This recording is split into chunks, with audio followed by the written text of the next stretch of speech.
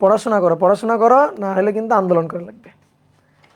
ঠিক আছে? যখন শেষ সময় এসে দেখবা হাই হাই কিছুই তো পারি না, কিছুই তো পড়ি নাই, তখন মনে পড়বে বই খাতা খুলি। আর তখন দেখবা বই খাতা তো আর খুলে তো আর সময় পাবা না, তো তখন মনে হবে পরীক্ষা পিছাইলে ভালো হতো। বুঝছো? তো এই কারণে এখন থেকে ভালো করে পড়াশোনা করো। এই যে তোমার বড় ভাই বড় আপুরা কয়েকদিন পরীক্ষা পিছানোর জন্য কয়েকদিন না, অনেক আগে থেকে অনেকে আন্দোলন করতেছিল, তাই না? আমি শিক্ষামন্ত্রী হলে পিছাই দিতাম, ধরো 1 মাস 1.5 মাস পিছাই দিতাম। কিন্তু তোমাদের সময় কি করতাম জানো? তোমাদের সময় পরীক্ষা ধরো জুন মাসে হবে, তাহলে সরকার ডিসিশন নিত, বা আমি ধরো শিক্ষামন্ত্রী, আমি ডিসিশন নিতাম, আচ্ছা ধরো জুন মাসেই পরীক্ষা নিব, কিন্তু ঘোষণা দিতাম হচ্ছে আরো 2 মাস আগে। ঠিক আছে? আরো 2 মাস আগে, ধরো এপ্রিল মাসে ঘোষণা দিতাম যে এপ্রিল মাসে পরীক্ষা হবে।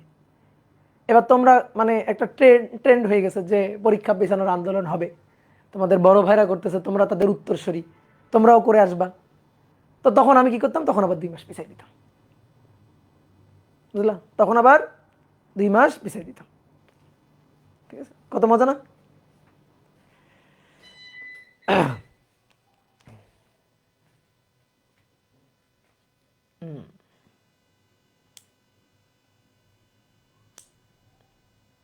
দেখছো? ব্রিলিয়ান্ট। হ্যাঁ, হয়েছে, তোলা হয়েছে সবার।